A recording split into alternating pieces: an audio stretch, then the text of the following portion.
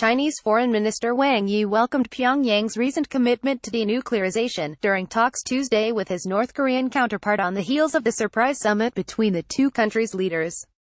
During the meeting in Beijing with North Korean Foreign Minister Ri Yong-ho, Wang was quoted by the Foreign Ministry as saying that China appreciates Pyongyang's efforts to ease tensions on the Korean Peninsula. He responded to Wang by saying that Pyongyang will maintain close strategic communication with Beijing on issues related to the peninsula, according to the Chinese ministry. North Korea has recently intensified diplomatic efforts ahead of its planned summit with South Korea on April 27 and first-ever summit talks with the United States possibly by the end of May.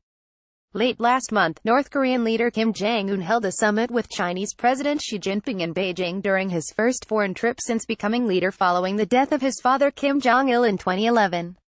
In their summit at the Great Hall of the People last week, Kim told Xi that he is committed to denuclearization on the Korean Peninsula, in accordance with the will of his grandfather, Kim Il-sung, and his father, China's state-run media said. Wang was quoted by the ministry as telling Ri Tuesday that Beijing supports Pyongyang for the success of its summits with Seoul and Washington. Ri arrived in the Chinese capital from Pyongyang earlier Tuesday.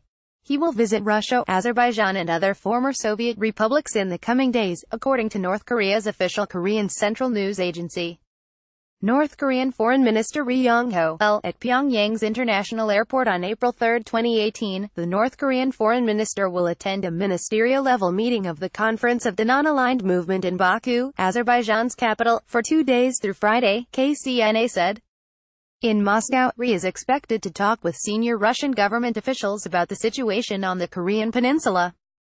Russian Foreign Ministry spokeswoman Maria Zakharova said last week that the Kremlin is working toward a string of meetings about the North Korean issue in Moscow soon, including one involving Ri. Russian President Vladimir Putin's spokesman Dmitry Peskov, meanwhile, said Putin has no immediate plans to hold a summit with Kim.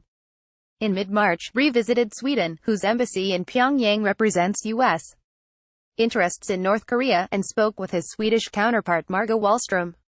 He also accompanied Kim to China.